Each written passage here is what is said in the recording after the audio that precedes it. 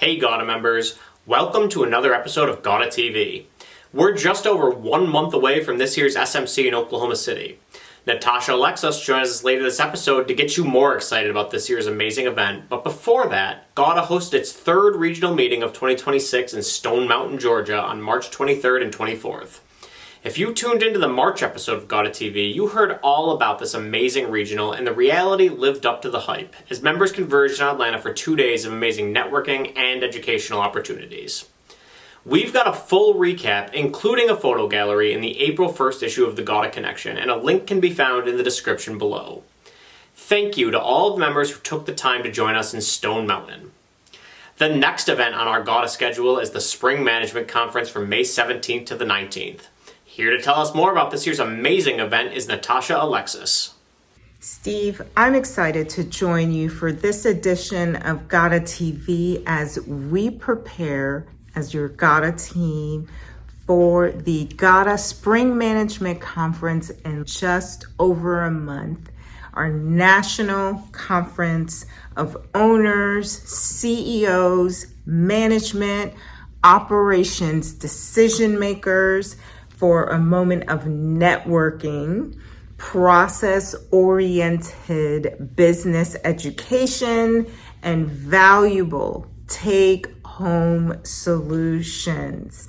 We will be gathering May 17th to May 19th in Oklahoma City. Again, a new meeting location, centrally located in the U.S., hopefully convenient for all members to get to. Again, a couple days of valuable time to connect and learn together. Steve, I just want to take a couple minutes to quickly review the agenda for this meeting. Registration is still open. We have hundreds registered. Thank you to most of you who have already taken advantage of the early bird registration rates. There's still time for those of you who have not yet to register. Now on Sunday, May 17th, we'll be kicking off the meeting with those committee meetings.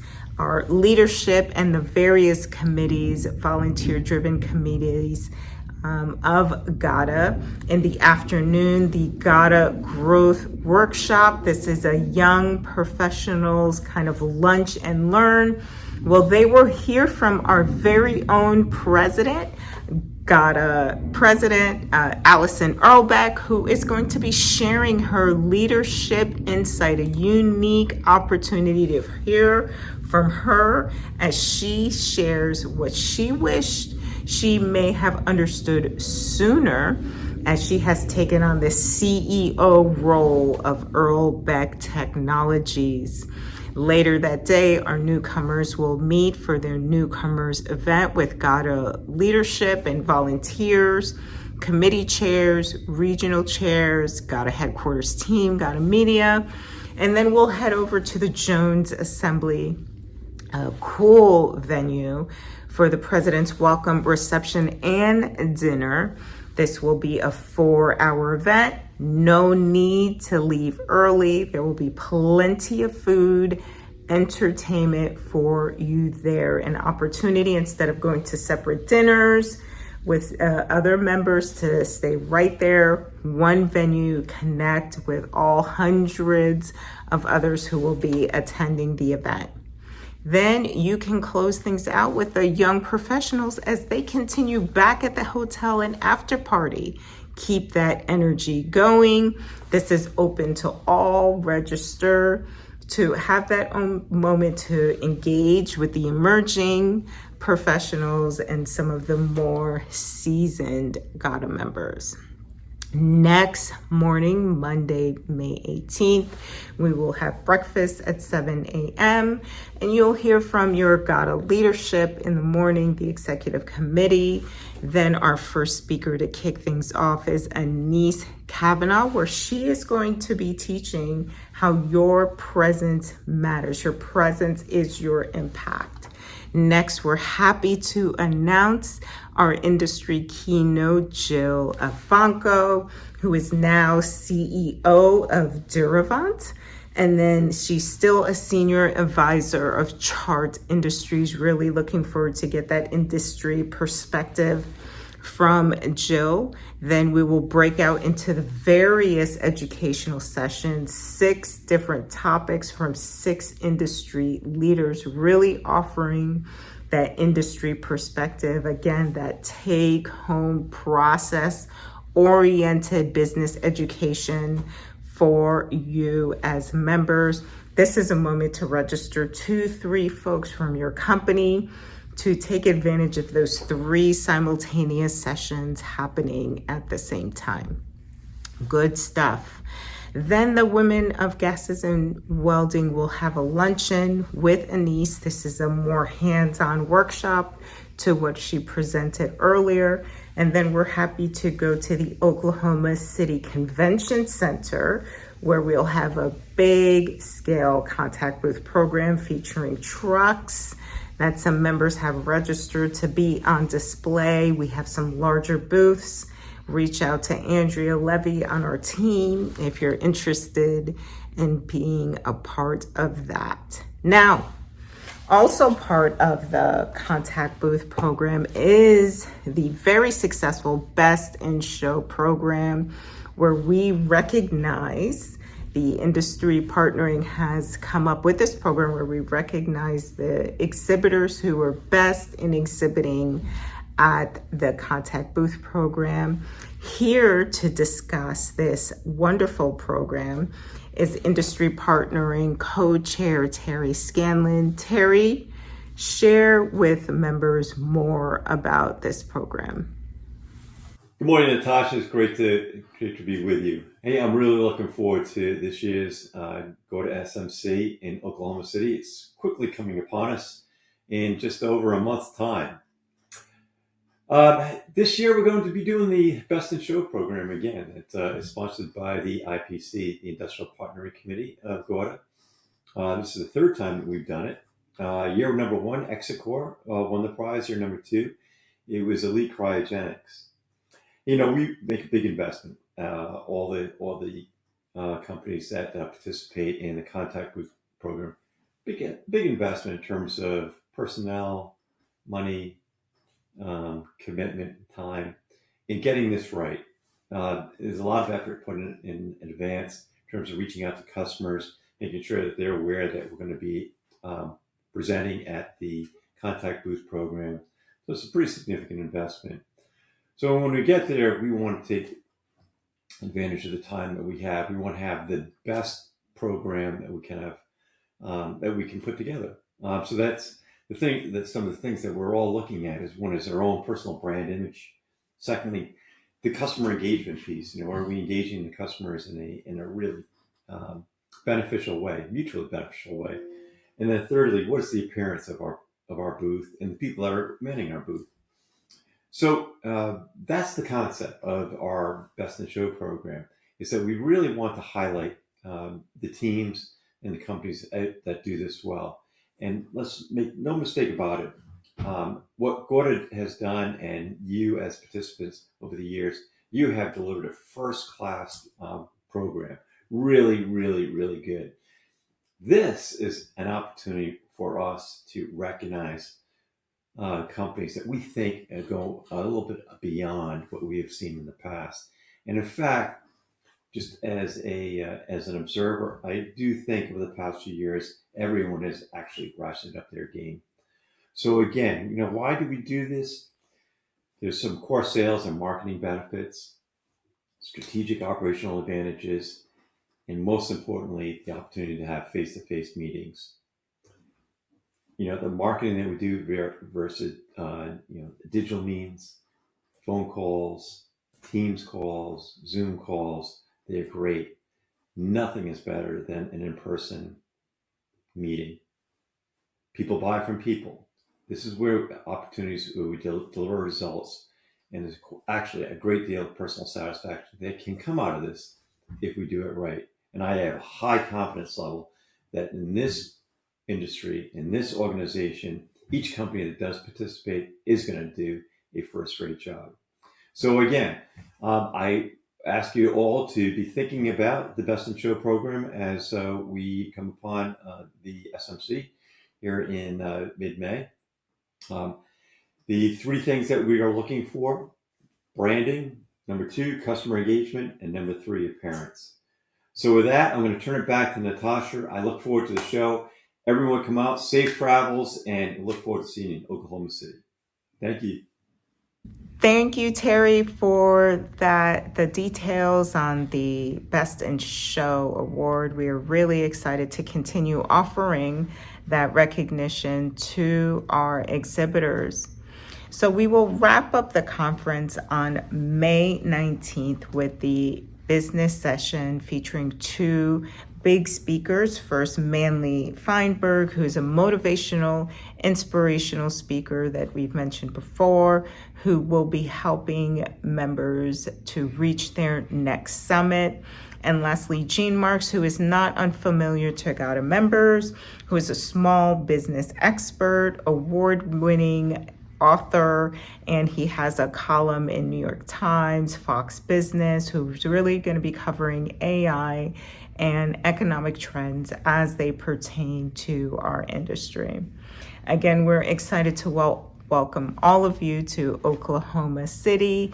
Please register today for those who have not yet registered. If you have any questions, reach out to any of us on your GAWDA headquarters team. We look forward to welcoming each and every single one of you to Oklahoma City. Thank you, Steve, and we'll be talking to you next month. Natasha and Terry, thank you so much for being with us today. We can't wait to see how the exhibitors step their game up for this year's Best in Show competition. And make sure to join us for the May 1st episode of GAWDA TV, where we'll dive into this topic a little bit more. We've got a great show lined up for you today, and it all comes after a word from today's presenting sponsor, Weldcoa.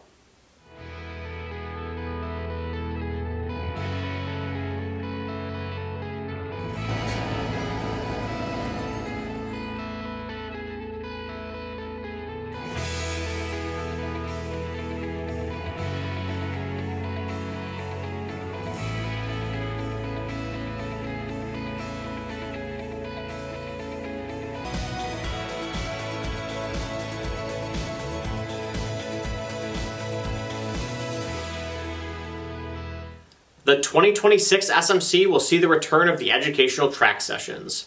On Monday, May 18th, attendees will have the opportunity to attend 2 out of the 6 planned educational tracks. Joining us first on the show today to discuss his educational session entitled The Independent Edge, How to Punch Above Your PSI and Accelerate Sales Growth, is Lambton Welding Supply's Chief Revenue Officer, Robert Gerry. Robert, thank you so much for being with us again. First of all, congratulations on an amazing title. For the people watching this at home who are considering which session to attend, what should they know about your presentation? Right, we'll get right at it. Well, first of all, that's a great title. I didn't come up with it, as I recall. But I do think, the intention there is to, connect with the audience on accelerated sales growth and how you really get the most out of sales staff from, the perspective of the things that impact growth, and sales is certainly one of those. So I think to sort of encapsulate what I'll probably be talking about, and it's not a canned presentation, it'll be a little bit conversational with the audience. We'll see where the vibe goes, a little bit left, a little bit right on some things. But I think, the way I look at effective sales and certainly accelerated sales and growth in an intelligent way is there's kind of 3 bubbles that affect the quality of sales for an organization. And every organization has their own mission. Are they trying to expand? Are they really grabbing onto margin? Are they for sale? They drive an EBITDA, whatever. But in a general sense, I think good quality sales growth kind of relies on 3 bubbles. One is the individual themselves. That's your sales talent. Right? That's one critical piece of that triad. The other is really the leadership component that drives and manages and challenges the sales team. And there's certainly some areas in there that are critical to high function. And then the third is really, and this might be the more challenging one, if, for ownership to be in the room or some people higher in the seats, and that is that the organization has to be structured in such a way with tools, support, leverage and tactics, and to substantiate the sales growth. So if the structure's not there, or there's like some intention, but it's not done properly, it doesn't matter how good your sales talent is. Matter of fact, doesn't matter how good your sales leadership is. So I think of those things as like a three-legged stool, I guess, if you will, to describe it. And so I'll be kind of leaning into those concepts, and then some of the underlying, items below it. Talent acquisition. One of my favorites is what type of people not to hire. That's always good. Keep you out of rough waters and growth, because there's a lot of lessons to be learned there. I've certainly made some great hires, and as well, you take some risks. Of course you do, right? You swing at the fences. So I think we'll focus on those three things as the core. You're speaking from experience here. We've spoken before, and you spoke in Tampa about your experience at Lambton and the vision of Lambton 2.0, where you did rebuild that culture and sales structure in real time. How will that inform your presentation? Well, I appreciate that. And you've got a unique eye to that as an observer, because you've sort of been right along that trail. I think our early conversations were, off the tail in my previous place that I was at, and then, landing at Lambton, and, you're not really talking about what 2.0 meant for Lambton, right? So shaping and framing some of that dialogue for this presentation will certainly be some of the elements from this 4 years that I've been at Lambton. I guess what I would probably say, Steve, is that I'm more bringing things prior to that. So, over the history of where I've been, and I'm an observer by nature, and I try to always glean the great things from what I see. So if I've seen great things from an organization, I try to duplicate that, make it better, push it forward, stronger, faster, better, everywhere you go. So I almost feel like with this transition to Lambton, I was able to bring what was a career full of sales and other management and finance, and I'm an operations major by degree, so I'm not a typical doing backflips off the fences sales guy. I'm always thinking about the tactics and operations. You can't just make promises. You need to be able to do what you say you're going to do in an appropriate way, and then and be intelligent about what you grab. So I think to answer your question, Steve, is I sort of I've wrapped all those things of the history into it, and then Lambton at this juncture was an opportunity to land all of those things and to try to do them very rapidly. And I feel like we've achieved that, right? The finances will tell the story, and Doug's pleasure with where the business is going, certainly. So I think that Lambton, in this case, it gets the benefit of all the previous things, and so do I. I respect the knowledge, the training and coaching that I've received, because there was a time where I was the young kid. I'm not anymore, if you notice the haircut. So I think it's bringing all those things forward and then being able to apply them pretty quickly. Lambton's benefited from that greatly. I'm really intrigued by this concept of punching above your PSI. How would you say an effective sales structure combined with a leadership who understands the vision allows smaller companies to act bigger than their sales volume might indicate? I think that the answer to that question is, of course, kind of the overall quest for excellence in sales. You're an understanding of how things actually operate in sales, that it's sort of a process, will always apply, big and small, right? So part of the underlying theme in our industry is, of course, independence versus the majors, thus the punching above your grade.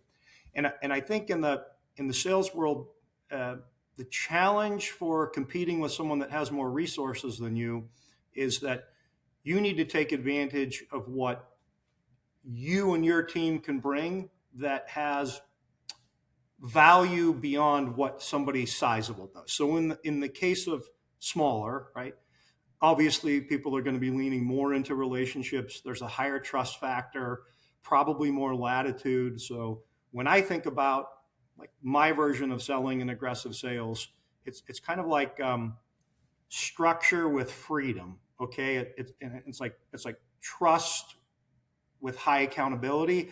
So because I don't have a $50 billion enterprise to leverage, I need people on the street that think about things better. And as a sales leader in design of tactics and strategy, I also need to be flexible enough to hear when there's a need that can allow us to penetrate somebody that's much more capitalized and maybe more brutal, okay, in the market, and then get that win. So I when I stand in front of the room and wrap that all together, there's a bunch of pieces that'll come in, but you just have to appear big in the way that you can get things done for the customer to solve all their needs, but be really nuanced in your communication and trust building with not only your people on the sales side, but with the customers, so that they'll literally internalize the value of doing business with you, right? And that does allow you to penetrate against some bigger players. There's always a bigger player in every market you go to, right?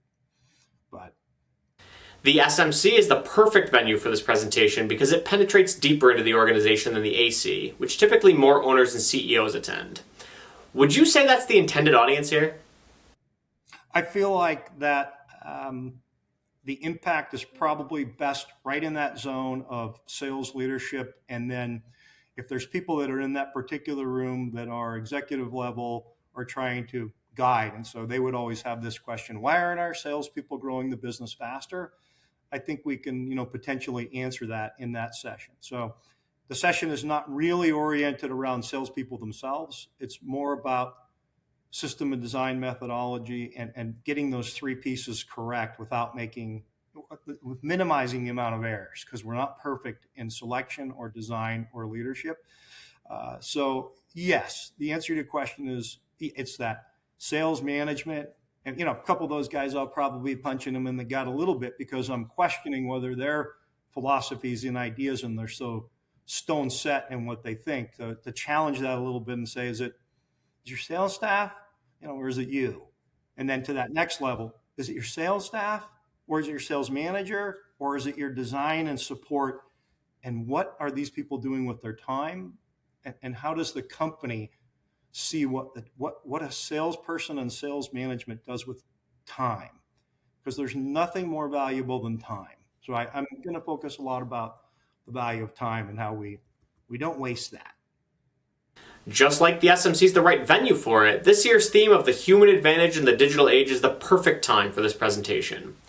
What does the human advantage mean to you, and how does it apply to punching above your weight class?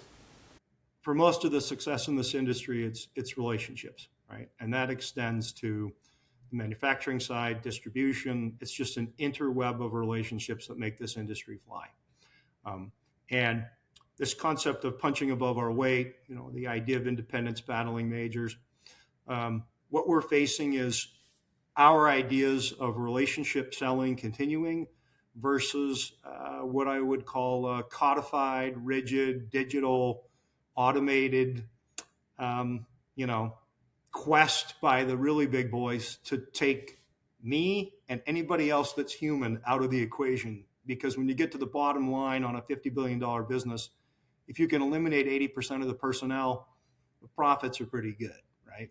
So, headcount's important. But back to kind of the personal side in our business has such merit that if you can do that at such a strength, that even the customers that have had the sense that they were relying on something formal or digital or very rigid, if you can open their eyes to another way and still provide a high level of service and quality products, then you should win. There are occasions where this is not possible, some national contracts and some limitations, and I get that and I respect that. And as the independents fight that, which is a challenge. So let's just say we win everything else. And that one great big account that's all across the globe, I'll chip away at it, but I don't anticipate having a global agreement. So all about that personal contact and understanding how to initiate them, grow them, and you don't let them go. And then it propagates. One great customer leads to another. One great relationship, one manufacturer friend. And so it's like this index that builds of personal contact power. And it makes a difference in our independent world for how we compete with just big, rigid teams and processes, right? Do you have any last messages you want to leave viewers and potential attendees with before we go today? Fair enough. I'll probably open with something along the lines that says, thanks for being here. I'm probably not going to tell you anything you haven't heard before in a broad sense, and you'll certainly only remember about 3% because that's the way that works.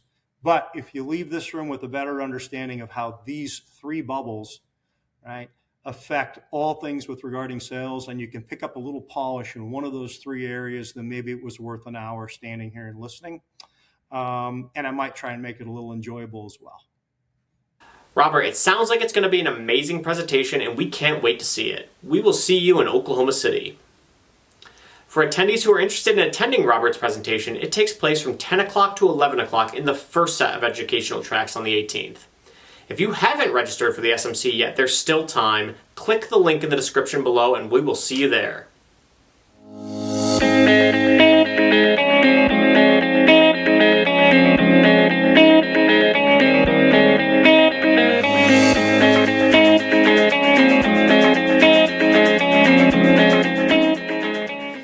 Continuing our theme of examining educational session presenters, please welcome our next guest of the show today, Brad Davis.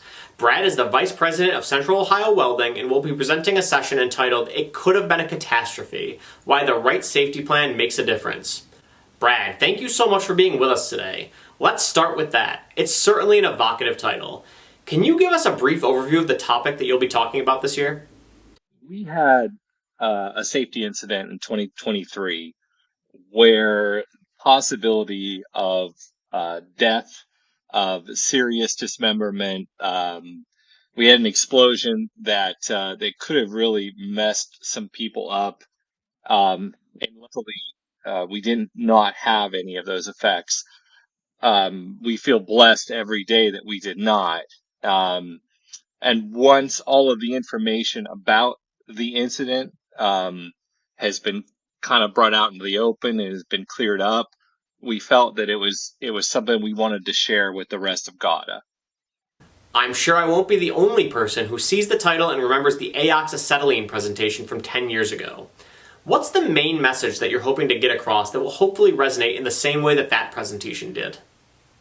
The biggest point that I want to make through this presentation is the importance of developing the right plan. I think that a lot of people, and myself included, this is the trap that I fell into. We have a lot of experience, some of us with different companies, different applications throughout the years, and we use that as a crutch. But nothing is better than a good safety plan. Nothing, ultimately someone's knowledge is not better than having the right plan down. And as part of the presentation, I will go through the history of what we had done and, the knowledge that we had used to try to do what we did, where we still made a mistake. And it's more important to have the right plan. The other aspect is, frankly, I think we're blessed to work in the industry that we do. And I think it's very important to touch on subjects like hubris when it comes into how we do things and why. So there's going to be a personal side to the presentation. I'm the type of person that wears my heart on my sleeve. So I do this job because I love it. I work in this industry because it's the industry I want to work in. And to have something like this happen, and for there to have had an opportunity where there could have been a loss of life and a dramatic loss of life, it was humbling. It was very humbling for my team and for myself especially. You just touched on it, and it's in the description of the presentation. You said, we thought experience would be enough of a guide when it came to safety. Thankfully, it didn't end up worse, but you got a wake-up call that day. How have you had to change your processes since then? Well, it started that day. The incident itself occurred on a Friday, and Monday morning, everybody that was in a higher management position or everybody that was related to the application itself, we met that morning, and we kind of had a very humbling, very sad, very straightforward meeting where we addressed what we knew so far, but where we kind of talked for a while. Everybody shared their thoughts, their feelings. And I said, okay, it starts today. We need to get better. we did communicate with different GAWDA members that we had existing relationships with. I have a friend that works out in Idaho, and there were a few distributors in Indiana that we talked to, where we communicated what we were doing, and we also spoke with Michael Dodd during this process. It's a reminder that no matter how many times you've done it, we work with dangerous things. It's going to be a vulnerable presentation and maybe even emotional at times. So is there anything that you want audience members to be prepared with or would be able to walk into the room with? I would say if you're attending the presentation, think about why you do what you do every day. Okay, we all have families, we all have goals, and we all have dreams outside of work, but during the course of a week or a month or a year, you work a lot of hours. What is that purpose? And for me, one of the things that I'm really going to touch on is a lot of us work in this industry because we still can affect things. We can affect people in a positive way. Sure, we make the income we want to make, and we support our families and we do those things, but at the end of the day, we care about our customers. We care about what we produce. And it's important that we never lose sight of that, because that's why we do what we do. In this presentation I'm going to ask everybody to try to jump into my shoes the best they can. And I'll tell a little bit of my backstory, why I do what I do, what the mission I see that's out there that I have. But I would ask them to think about, prior to the presentation, why do we do what we do? Why do we do what we do? And what I mean by that is, if you have a fatal accident somewhere where you work and you've poured your heart and your effort into that place for years with a purpose, it can be humbling to at like a lower level. It's humbling, but at a higher level, it can just strip everything away from you. And you look at, you're saying, okay, why do I do all this stuff? This is the single most important reason, is that my customers are safe, my employees are safe. And I don't know what I would have done if we would have had a catastrophic event. I don't know. This is why I do what I do. From a high level, what are you hoping people walk out of this presentation with? Well, you brought up the AOX presentation, which really, that was my motivating factor for this, because and again, I have a very distinct way that I look at things, but that was the best presentation that I've ever seen at a GAWDA event. I want people to come away from this with the view that what we do matters. Everything we do every day matters, not just to our customers, but to our employees. And there's never a reason to take that for granted. When we take it for granted, we start doing things too quickly. We don't pay attention to things enough, and sometimes we have too much pride or too much hubris to ask more questions, to say, okay, what could happen? What could I do? And I want people to come out of this with a different perspective on the meaning of what we do. It has a positive effect. But 20 years or 25 years of having a positive impact on our customers, on our employees, that can go away in a single instance. If you do something and you have a fatality and it's something that was preventable, that can go away, everything that you accomplish. So I think I really want to touch on the hubris aspect, and I want to touch on why having a plan can prevent that. Brad, it would be hard to say it any better than that. So thank you so much for being with us today, and we can't wait to see your presentation in Oklahoma City. For those interested in attending Brad's presentation, it takes place during the second block of educational sessions from 11:15 to 12:15 on the 18th. We've got a link to the full educational track in the description below. GAWDA Media is the go-to resource for news and information about the gases and welding industry. Through our wide variety of publication platforms, GAWDA Media keeps our members up to date on all of the most breaking news, emerging trends, and member events in the industry. Want to get your company's message seen? We have a quarterly print publication, a twice-monthly newsletter, an online buyer's guide, and a twice-monthly news show. If it's happening at Gases and Welding, it's happening on GAWDA Media. Want to learn more? Contact your GAWDA Media representative today. Today's member news segment is brought to you by Anthony Carts. Check out the new CB6 6C 2WL HT cylinder cradle with full 360-degree mobility and heavy-duty handling today. This cradle is a rugged and highly maneuverable solution for transporting and storing industrial gas cylinders with ease. Whether you're operating in a fabrication shop, gas distribution center, or field service operation, the CB6 6C 2WL HT offers unmatched versatility and strength. Learn more or request a quote at Anthony's website today, www.anthonycarts.com. Red Ball Oxygen announced the launch of its new orbital welding services division, Red Ball OWS. Meredith Gas Partners expanded its DFW Metroplex presence with the acquisition of Green's Welding Supply Inc. ORS NASCO announced that it had acquired Alliance Distribution Partners. Both companies will continue to operate independently as part of this strategic acquisition. Reliant Dry Ice acquired Iowa-based dry ice company Burtec. Coastal Plains Trucking announced that Wes Taylor was promoted to be president of the company. Ratterman Manufacturing announced the promotion of Mary Ratterman Carter to Vice President of Operations and Processes. CK Supply announced that Mike Maxey was named its Vice President of Sales, while Tim Evans will transition to Vice President of Business Development. AWG named Matt Cavalier as its new Executive Vice President of Sales. Holston Gases named Larry Lakins as its new company-wide propane division manager, while Mike Meredith was named branch manager of the Morristown and Tri-Cities branches. B&J Welding Supply officially opened its new Abilene, Texas branch location. And finally, Volunteer Welding Supply named Tony Powell as its new branch operations manager.